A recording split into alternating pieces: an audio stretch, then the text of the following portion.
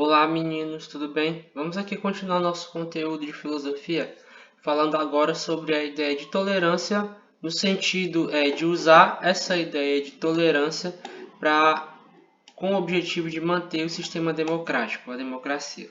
Democracia que, como vocês já devem ter visto nas aulas de filosofia, significa o poder nas mãos do povo, certo? Ou seja, um governo do povo, digamos assim. No início da unidade, para o Edmund Burke, a gente viu, né, que as tradições herdadas, certo, pelas gerações passadas, as muitas culturas que constituem o povo, né, e as artes que perpassam nossa existência, entre muitos outros elementos, formam a ideia de Estado, né? Estado aplicado aqui no sentido daquelas várias pessoas que convivem na sociedade, certo? E essas ideias, elas devem ser levadas em consideração quando nós estudamos política, certo? Ou seja, as culturas, as diferenças sociais, as várias faces que a sociedade tem devem ser consideradas quando a gente estuda a ideia de política, porque todas essas culturas herdadas, aquilo que constitui um povo, tudo aquilo que está relacionado com a vivência das pessoas constitui a ideia de Estado, tá bom? E, consequentemente, está relacionado com a ideia de política. Então, a gente vai precisar pensar nisso tudo, que é o Edmund Burke, aparecendo para vocês.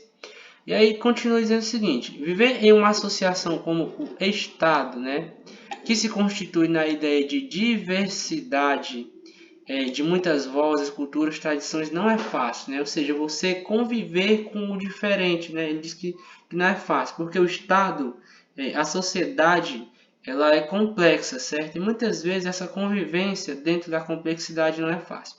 E aí disse o seguinte: é preciso que haja tolerância, certo? Entre todos os sujeitos, de forma que essa associação como um bem comum seja saudável e represente a todos, né? Ou seja, a ideia de democracia defendida aqui no conteúdo está relacionada com tolerar as diferenças, né? Para que a gente possa ter essa associação de forma pacífica. John Locke, né, um filósofo inglês que viveu aí entre o final do século XVII e início do século XVIII, ele publicou uma carta falando sobre a ideia de tolerância, certo? Ele fez uma defesa clássica dessa ideia de tolerância. Na obra, o Locke ele falava da importância da tolerância em relação à questão das religiões, né? A ideia do Estado ou do governo permitir a liberdade religiosa, né? Era num período em que a Igreja Católica perseguia as pessoas que discordavam dela, né? Obrigava-se as pessoas a serem cristãs, tá bom? Então, nesse período, John Locke vai inaugurar essa ideia de tolerância falando a respeito disso.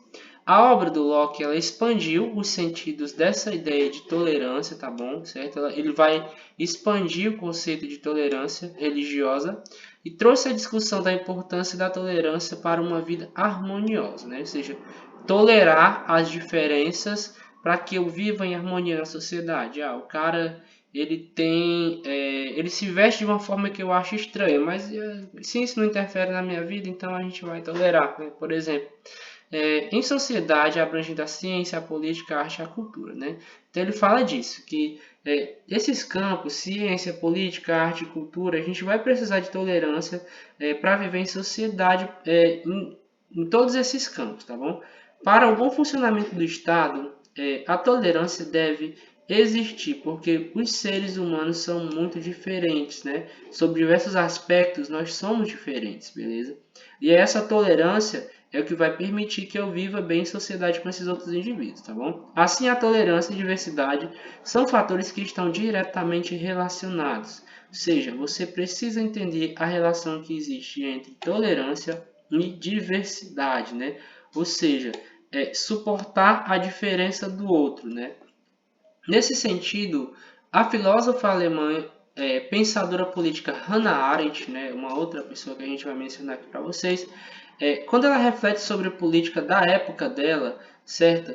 Ela vai dizer o seguinte: ela ressalta a importância de todos os sujeitos que fazem parte do Estado, né? Com muitas culturas e subjetividades que constituem esse sujeito, tá bom?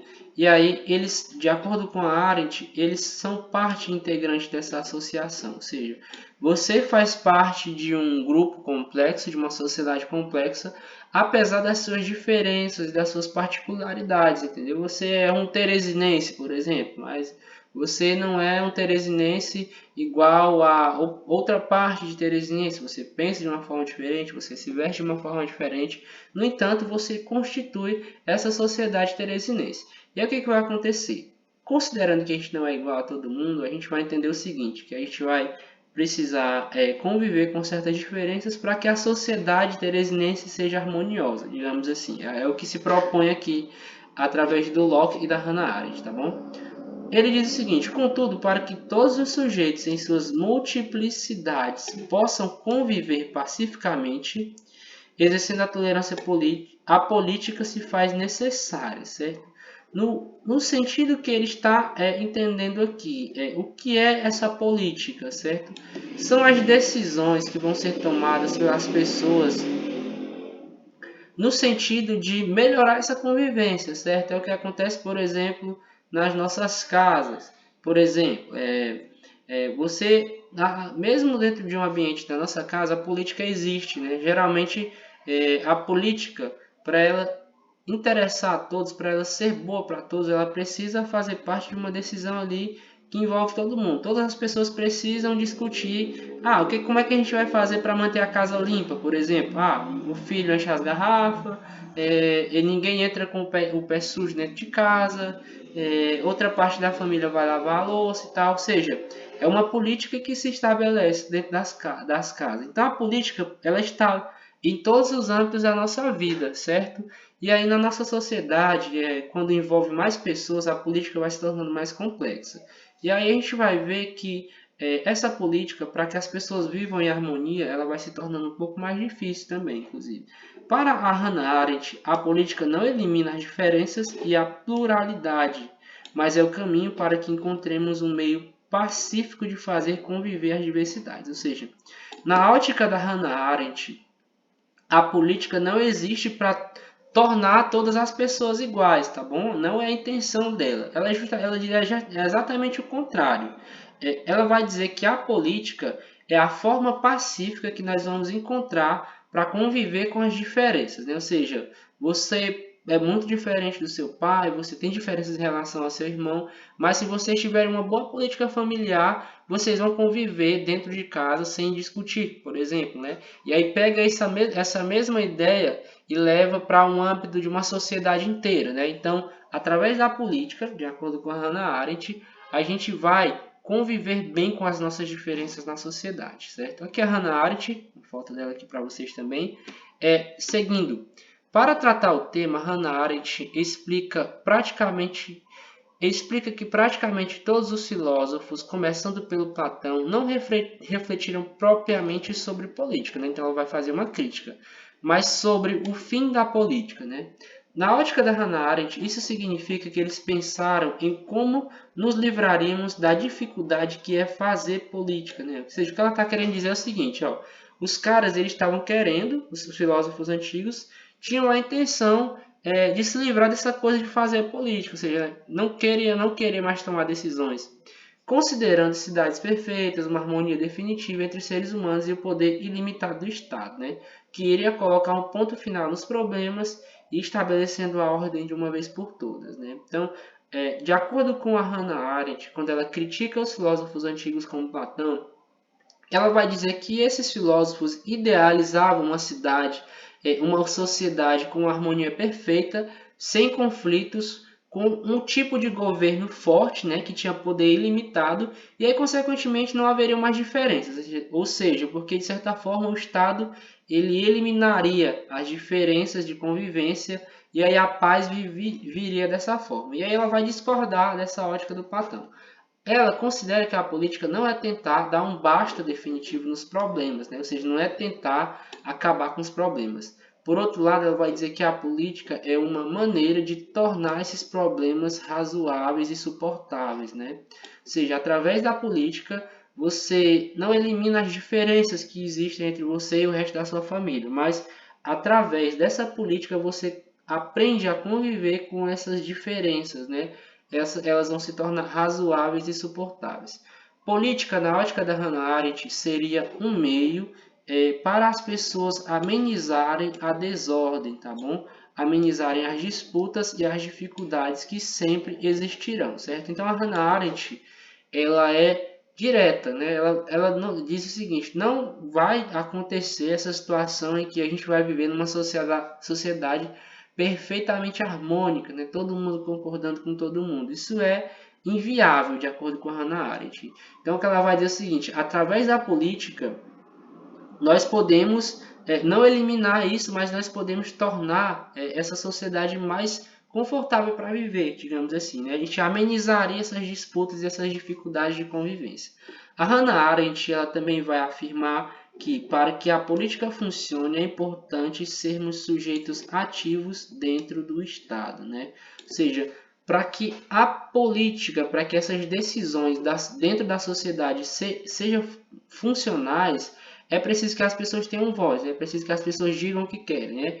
Como é que você, digamos que você dentro da sua casa está sendo prejudicado por alguma coisa da convivência? Ah, só eu lavo a louça aqui. E aí, se você aceitar isso de forma pacífica, a coisa nunca vai se resolver para o seu lado, né? Nunca vai haver um consenso. É um exemplo, tá bom? Mas é um exemplo meio tosco, mas vai servir. Segundo ela, desde Aristóteles, há a tendência de considerarmos a vida contemplativa, ou seja, uma vida intelectual superior à vida ativa. Ela discorda dessa tendência. Então, o que ela está querendo dizer aqui? Os filósofos antigos, eles valorizavam muito essa coisa da vida intelectual, do pensamento, de ficar olhando ali, refletindo sobre a sociedade, né? Na ótica da Hannah Arendt, a vida ela é mais importante em relação no sentido de ser ativa, tá bom? No sentido de ser não contemplativa, mas no sentido de ser ativa, tá bom? Os filósofos antigos vão dizer que a vida contemplativa e intelectual é superior à vida ativa. Já a Hannah Arendt vai discordar disso. Para a Hannah Arendt, existem três formas de atividade humana, tá bom? O labor, que seria cuidar do próprio corpo, da casa e da manutenção da vida. O trabalho, que seria a produção de bens de consumo e de ferramentas, e a ação, né, que seria a relação entre os seres humanos e as decisões em comum, ou seja, a política, né? Então a Hannah Arendt vai mostrar que, na verdade, na ótica da Hannah Arendt, a vida social ela está muito mais relacionada com a prática, né? Com a ação, porque todos os termos que ela usa aqui, o labor, o trabalho e a própria ação em si, ou seja, a política, tudo isso não é algo contemplativo, é algo que você coloca em prática, é algo que você precisa se mover para realizar, beleza? Ou seja, é na ação, na política que o ser humano usa realmente sua liberdade, né? Ou seja, enquanto ser político é realmente o momento em que o indivíduo usa essa liberdade dele. Na principal obra da Arendt, Origens do Totalitarismo, que é um livro de 1951, ela faz uma crítica ao poder que surgiu na Europa, né? Os regimes totalitários. É o que a gente viu a gente viu agora no 8º ano, recentemente, o surgimento dos regimes totalitários, ou seja, aqueles regimes ditatoriais, certo? Esse tipo de regime, de acordo com a Arendt, ele se aproveita justamente do desinteresse das pessoas pela política para controlar as esferas da vida em sociedade, né? Ou seja, pelo fato das pessoas não quererem se envolver com política, termina que essas ditaduras surgem, né? Surgem no poder, certo? E aí a gente vai encerrar esse primeiro trecho aqui da nossa aula, e aí eu vou reiniciar, porque o YouTube só permite 15 minutos, e aí daqui a pouco eu vou... Aliás, vocês imediatamente já vão acessar a segunda aula. Então eu vou encerrar aqui e retomar daqui a pouco.